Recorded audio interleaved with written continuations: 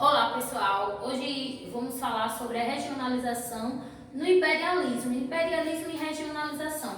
O que é o imperialismo? Bom, a política caracterizada pela expansão territorial, cultural e ideológica sobre territórios e nações com recursos naturais de grande valor econômico, que é também chamado neocolonialismo. E quando o imperialismo surgiu? Ele surgiu em um período em que as indústrias europeias tinham necessidade de novos mercados consumidores, novas fontes de matérias-primas, energia e mão de obra barata. Então, dando início aí a disputa por territórios na África e na Ásia, e a regionalização do espaço mundial em países periféricos e centrais. Essa regionalização é caracterizada pela divisão em países centrais e países periféricos, levando em conta sua influência política e militar e sua capacidade econômica. Os países centrais a economia baseada na indústria e na exportação de produtos industrializados.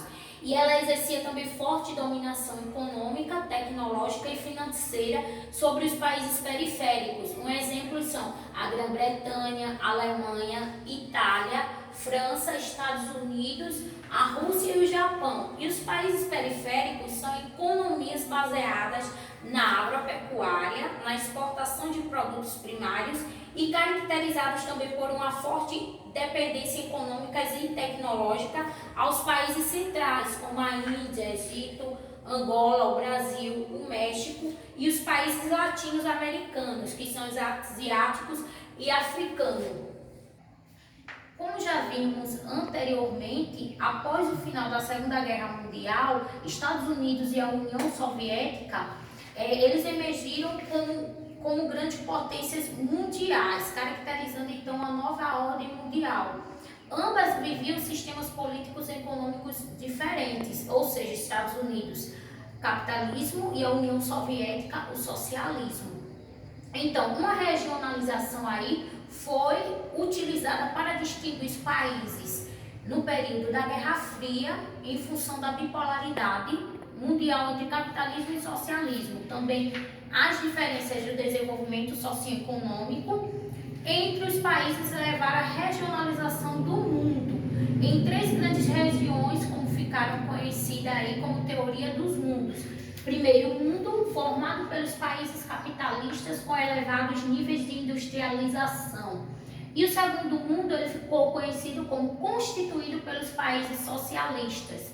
E o terceiro mundo, países capitalistas com pouca ou nenhuma industrialização, que é o caso do Brasil, que ele é um país o quê? Ele é subdesenvolvido, ou seja, um país emergente. Sobre a regionalização pós a Guerra Fria, temos a regionalização por blocos econômicos. O que são esses blocos econômicos? Eles não têm no livro de vocês, mas tem alguns livros que tem e tem outros que também não tem. Mas o que são esses blocos econômicos? Eles são associações de países com o objetivo de ampliar as relações econômicas. Um exemplo são a NAFTA e o Mercosul. E também ele foi regionalizado países do norte e países do sul, ou seja, países ricos e países pobres. Foi essa regionalização também aí desses países do norte e do sul.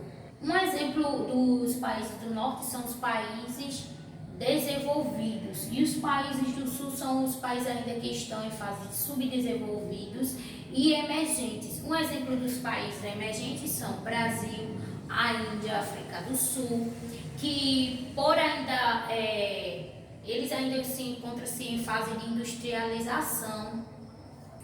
Temos também outra forma de regionalizar, que é através do IDH, o Índice de Desenvolvimento Humano. Ou seja, ele varia de 0 a 1 e há 4 níveis de classificação. Ou seja, de 0,499 é o quê? Países com desenvolvimento muito baixo. Tem também países com desenvolvimento médio, o desenvolvimento alto e os países com desenvolvimento humano muito alto.